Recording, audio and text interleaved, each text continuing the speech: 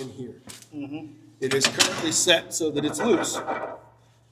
And the easiest thing to do is take this little wrench, give a little crack, and then you spin it up by hand. And then this becomes your lifting device to lift the motor up to these belts. So that lifts that plate up, and then the belts come off on this one the same way. That cover's got to be taken off. It goes over the fan, everything else.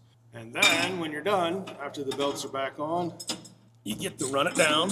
You take it up until it's just snug, and then there's supposed to be a 30 millimeter gap between the bottom of this black piece and the top of the washer.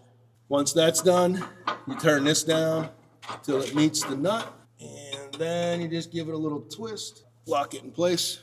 Now, once this is set, all you should ever have to do in the future is get a hold of it, release the nut, jack it up, swap the belts out, spin it all the way down, hold the nut, tighten it against that nut. Shouldn't ever have to be moved again. However, checking it from time to time is a good idea, and it can only be set with new belts.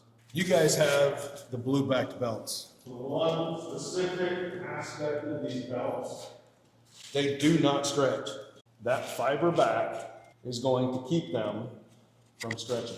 They're not like your standard V-belt. If these ones go bad, you're going to find that they just blew apart. I guess the VFDs for the display, what you're going to see on all of them, it says field bus fault W34.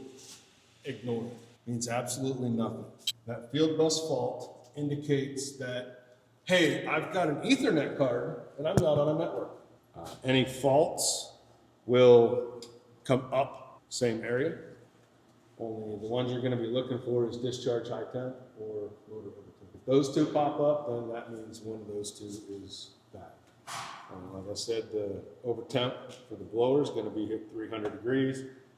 The motor is just clicks on the motor.